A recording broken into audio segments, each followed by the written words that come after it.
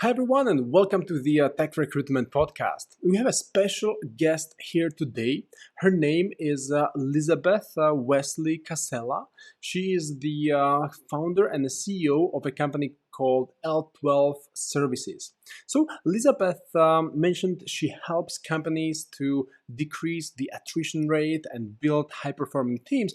And I thought this will be a great opportunity to learn from her experience consulting with companies in the United States, and we can talk about how to decrease the attrition, how to get IT professionals, especially since we are talking about IT recruitment, about building IT teams, how to build the IT teams in a way that people don't leave after 6 months or after a year, because that's what we see just happen on the market these days. The IT job market is what it is, right? People leave companies, and recruiters keep approaching IT professionals every day. So, what can IT managers, what can CTOs, what can technical leaders do? Elizabeth, what can they do beyond just obviously increasing IT professional salaries? I mean, who hasn't been young and in the position to consider if you pay me enough money, I can put myself through anything. Mhm. I'm on the other side of that age scale, so I'm too old for that. But I remember I was there and it's very Mhm. tempting. You are going to have some people who maybe joined your organization that are going to be straddling those two spaces. Some may be thinking, I'll use this opportunity to get some great paychecks and to put something on my resume, but I don't plan on sticking around. I don't have a lot of loyalty for this company. It's just going to serve the purpose of checking a box. Or you also may have people who started out with the organization. They're pretty comfortable there. They would rather stay because they like a stable environment rather than looking for something else. You're going to have a wide range of people in that talent pool.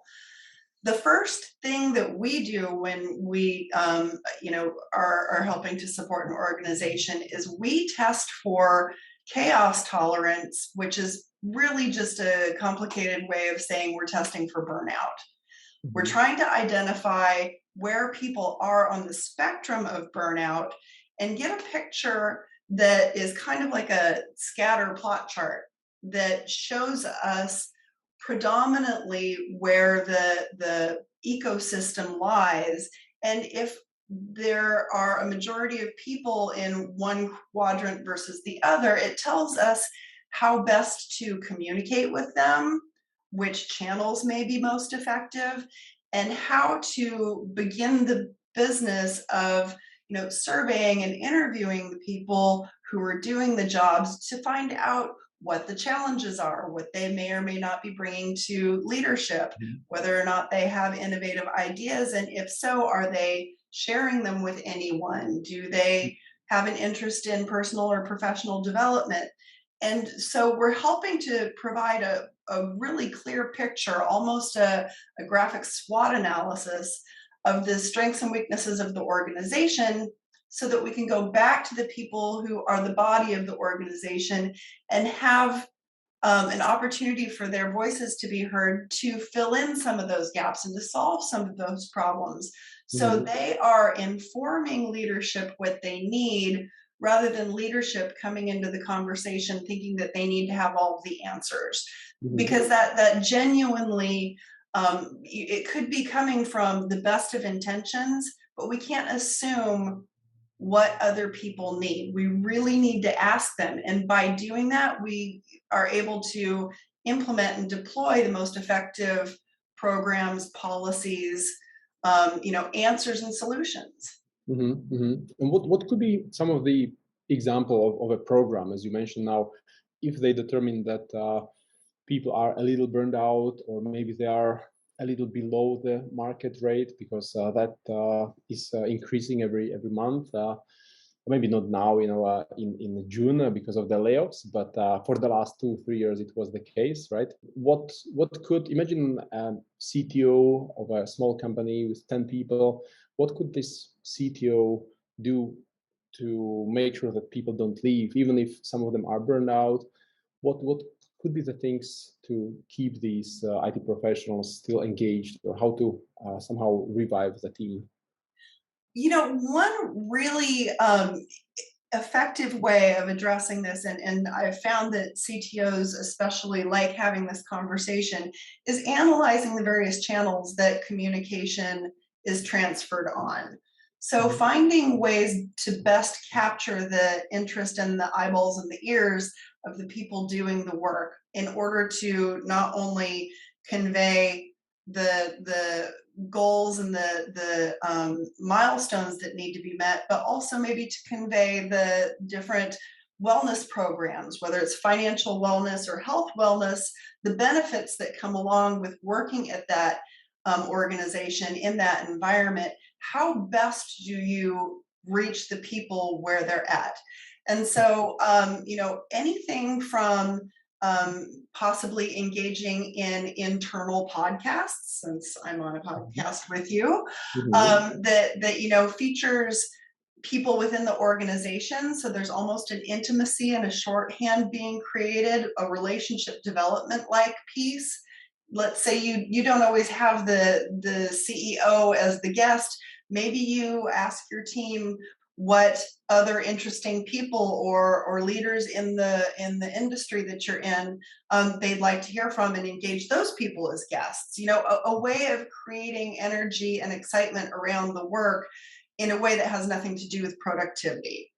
Another Mhm. way to increase engagement and retention is to make sure that when you're looking at your annual calendar and your engagement with your team and your employees, that your meetings aren't all about productivity. Sometimes, maybe every 6 weeks to 2 months, the direct report meets with everybody to have a conversation about everything that doesn't have to do with productivity. So what you're Mhm. doing is learning about, the career trajectory of those staff members. You're learning about what's important to them, whether it's work-life balance or it's, professional development programs.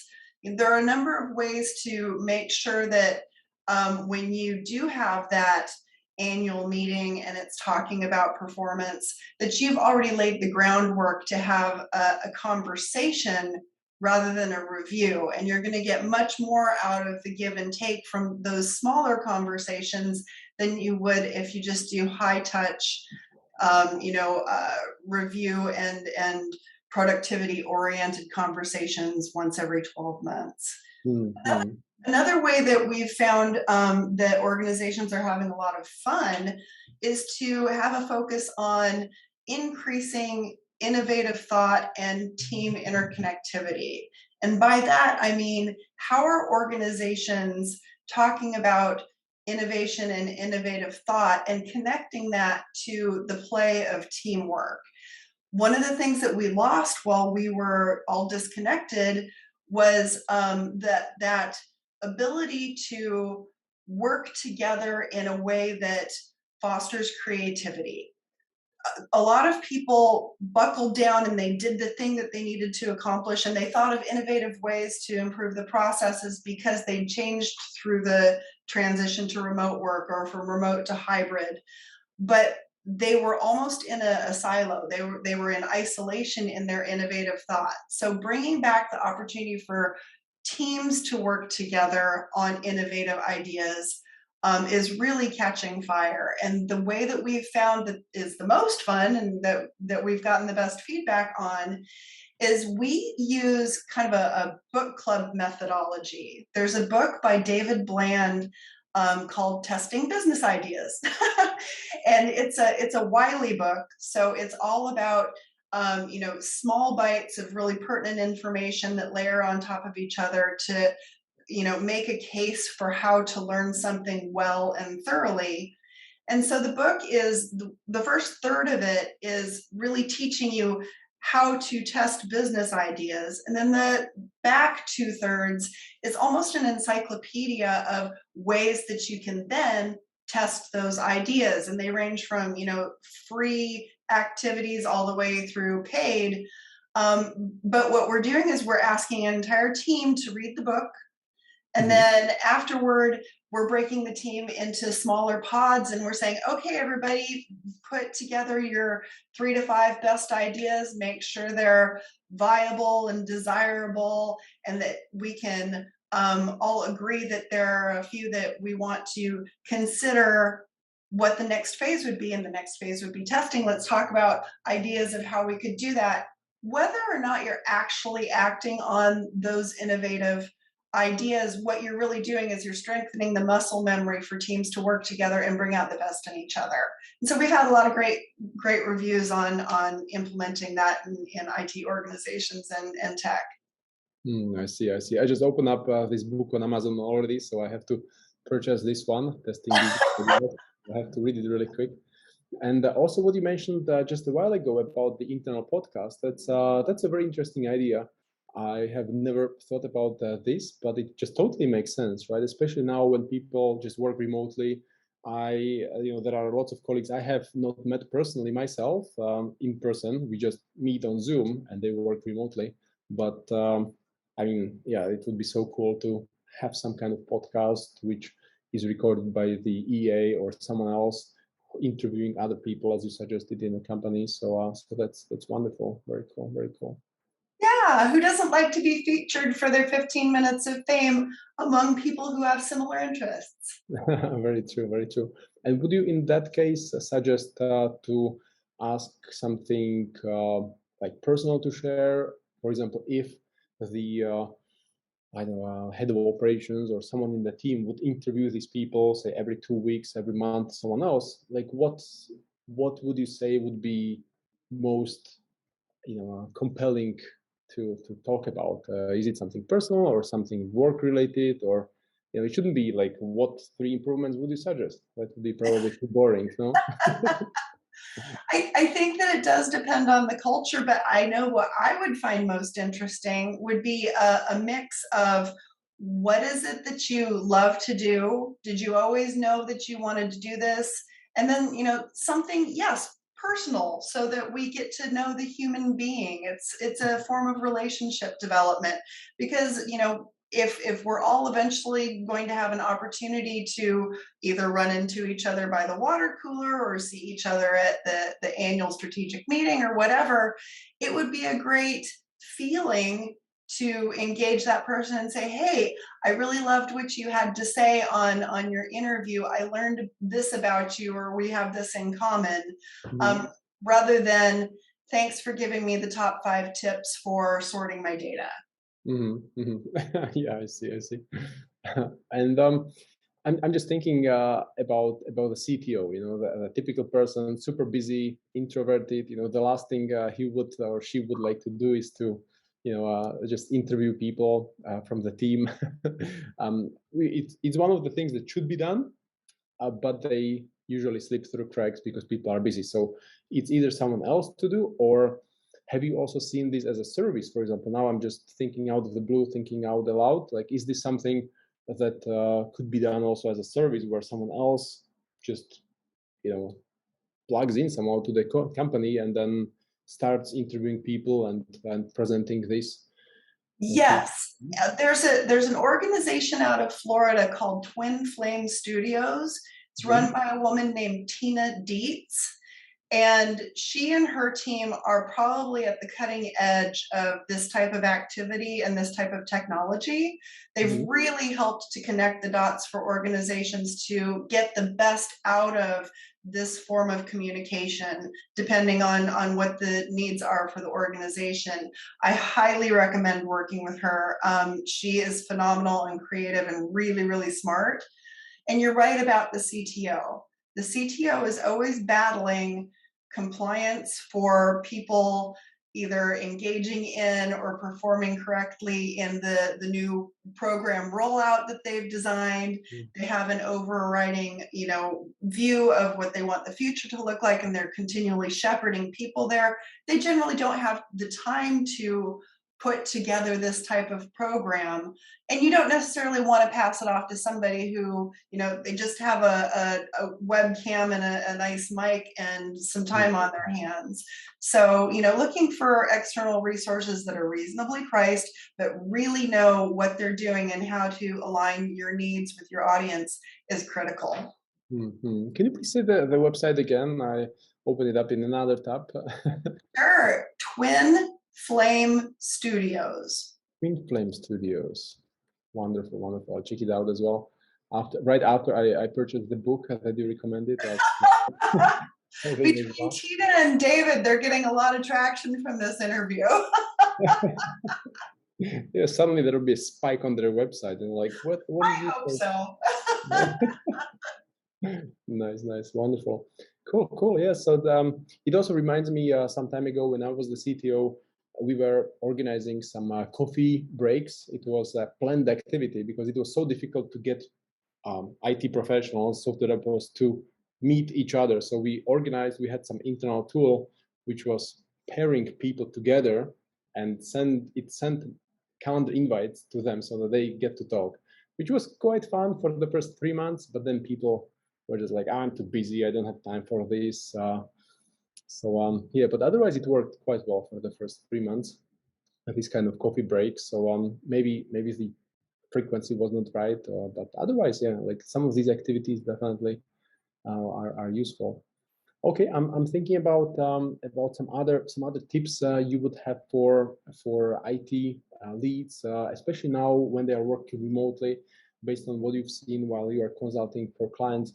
What would you say, especially now when people don't meet in person, when it's harder and harder to have some face time, and they usually only focus on KPIs and the boring but important stuff?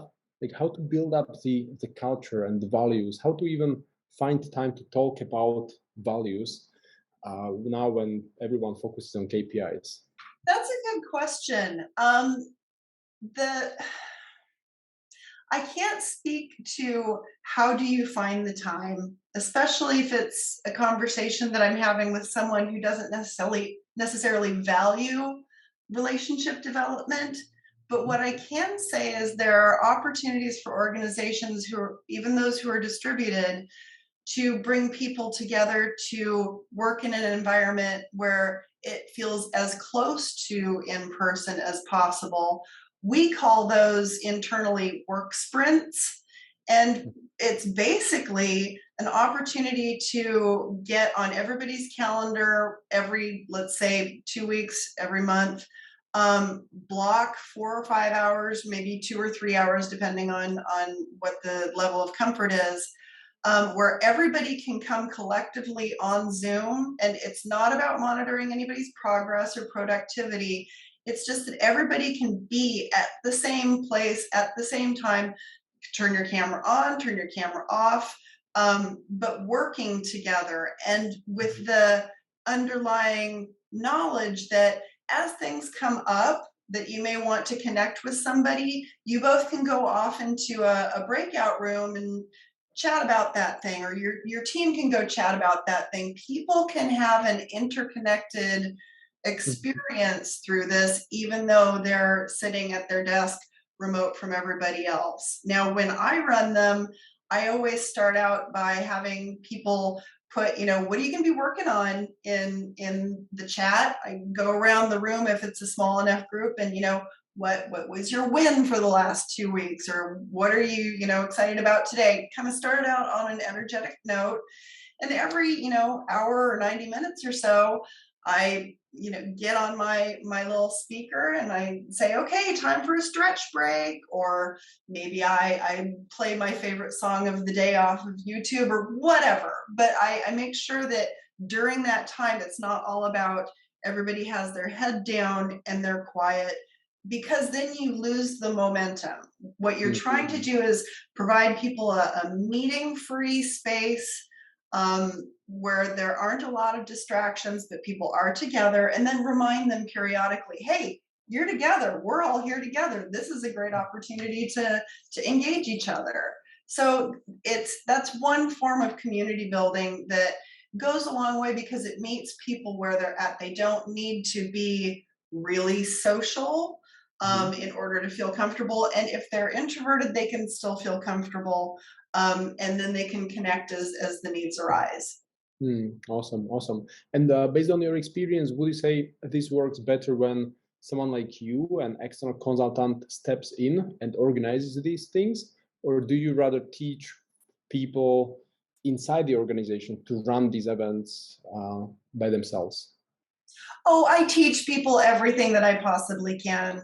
The point of the work that I do for me, my personal values, I can't speak for anybody else in this industry, but I do this work because I really want to see a change in the way that we do business.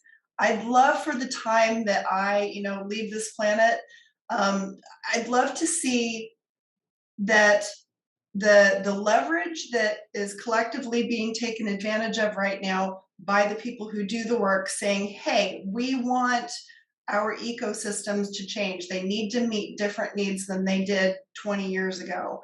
I would love to see that move forward in a really positive way. So after we kind of make it through this pandemic shift and we're beyond the great resignation and things start to settle down a little bit, my long-term goal is that I've talked to enough people in positions of authority about how to create these changes and what to listen for and how to support their people, that I almost work my way out of a job. Hmm. I would love to, every time I touch an organization or support an organization, that me and my team have trained enough people in there so that when we leave from then on into the future, that organization is an attractive one to work for, they're competitive in the business landscape, and that they know how to grow sustainably with the information that we've shared with them. I see. Cool, cool, awesome. Well, what company doesn't need services like yours, right? These days. L12 services, we're here to work our way out of business. Awesome, awesome. And just thinking about the shift on the market now with remote work, do you see more companies pulling people back to the office, or what is the situation now in the United States? The clients you work with, have they realized people are more effective, more productive, there is more social interaction, so it is worth to get them back? Or would you say people and companies will still work remotely even after the pandemic, as you mentioned? That's an interesting question because if we break it into two pieces, organizations with leadership that are really keen on getting people back into place are struggling because not everybody wants to get back into place. And then there are organizations who are like, whatever our people need, we're just going to support it. So you have two kind of competing interests there. And what I believe is happening is that the working class, the workers, they are self-selecting. If the culture is a great fit and they have the benefits that they want and they need and they feel like they're in alignment, they're going to stick with whichever leader they enjoy being with. But those that don't have a cultural fit and don't feel as though they're in alignment, they're shopping themselves around because either they as an individual need human connectedness and really want to be in an office with other people, or they don't. And Hmm. so they're finding out which employers will give them what they need. I see. Yeah, yeah. And you also mentioned cultural fit. You mentioned the values, and it still keep ringing somewhere in the back of my mind because it's something that a lot of companies have the values defined. They may have some values maybe from before. Maybe they don't really live those core values, but still they may have them defined. Uh, However, in IT, what we've seen with some of our clients as well is that they just build some software, right, without any like vision to change the world. They just see an opportunity and they build a software. It pays money, right? So they build a software, and then the developers, they are there without any overarching vision, right? Like there are not every company is there to change the world for the better, or they don't really have any outstanding vision that people wow, say wow when they hear about it. So how to keep those IT professionals engaged without any really amazing vision in place? I'm not sure if I'm positioning this well, if you know what I mean, or I can repeat. I think I do. What you're saying is there are organizations that solve a problem and they're happy to stop there, and then there are organizations that want to change the world, and then there are people who want to work for one or the other, and they may not be in the right space. Or yes, sort of with the first part, yes. But then there are some IT professionals who are just working in a company that doesn't have any super cool vision. They just work there, they earn money, they are sort of satisfied. Like how to get them more engaged in the long run without really having this vision in place, because then another day some recruiter can come approach them just for 500 euros more, and they may change, right? But for the CTO, it may also be difficult to get them in line with values if they don't really have any super cool vision in place. They just build some software. So I'm just wondering, and we work with some clients as well. As they build software, there is not any super cool vision in place. Developers keep working, but the next month they may leave just because nothing really anchors them in the company. I think that my answer is going to disappoint you, but in the greater picture, I think that that worker is misaligned and misplaced. Because there's nothing wrong with just solving a problem. Like that's actually pretty cool. It's time limited project, or it's really sharp focus in what success is defined as. You're not just going to have the person who dreams big that's stuck in a place, stuck, so to speak, in a place that just solves a problem. You're also going to have the reverse. You're going to have people who just want to solve a problem, that they're always being pushed to think bigger. So Mhm. it's again a self-selecting, and those workers may need to leave their current spot to find happier pastures, but it's not that there's a workforce that's only one type of worker. So Mhm. on either end, either the world changers or the problem solvers, they have workers that will align with them. We just need to get them in the right seats.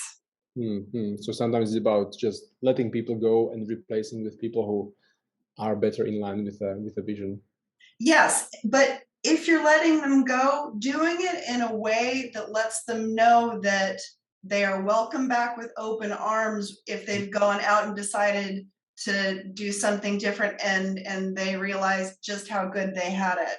It's a Mhm. conversation I have quite frequently right now, um, not just in the IT space, but when people are deciding to leave their jobs and they want to go and try their hand at entrepreneurship.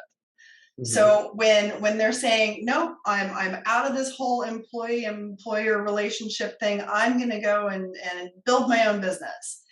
Well, the unfortunate part is that doing this is really hard. And most of us weren't trained how to be effective entrepreneurs. We just weren't. It isn't anything that we were taught in school. So you get out there and you learn things and you struggle. And sometimes, and I had this happen, my very first business fell right on its face. You run out of bootstrapping money, or you go through your seed money, or for whatever reason, entrepreneurship is not your thing. And you realize there's great comfort in having resources that come from somebody else, a paycheck and benefits and Mhm. typewriters and all the things. I can't believe I just said typewriters. Oh my gosh, that totally aged. Anyway, so how do organizations position themselves with that individual who's leaving, so that when they're gone and they've decided that they want to come back, that it's not coming back in shame, it's actually coming back and saying, hey, I have an entirely new skill set. I may not have been a super successful entrepreneur, but now I know how to budget resources and time and hire people and, assess the market or whatever it is that they learned while they were out on their own. Bringing those skills back makes them an excellent manager or mentor or potential, leadership development candidate. Like you want those people back in place. And larger organizations like Facebook actually have a segment of their application that asks, have you been a founder? And if so, that bumps you to the top of several of their lists. Hmm. So we want to make sure that those people who are leaving for whatever reason, either it's not cultural fit or they want to try their hand at something else, feel welcome to come back because they're bringing with them, life experiences that they wouldn't have otherwise had. That's so true, so true. Like, and entrepreneurship can teach you so much, Yeah. right? That's just unbelievable. The best school ever. All right, cool, cool. Yeah. So before we wrap it up, is there anything else, like some last advice that you would like to give to IT managers, CTOs who may struggle with their IT teams and the teams that are running? Is there anything that you would like to say as the last advice? You know, uh, because the people in those positions are, overwhelmed and underwater and there's no time, but they need results and ideas right now. We've put together just a really fast tool. You can find it on the website under resources. It's called the Attrition Prevention Quiz.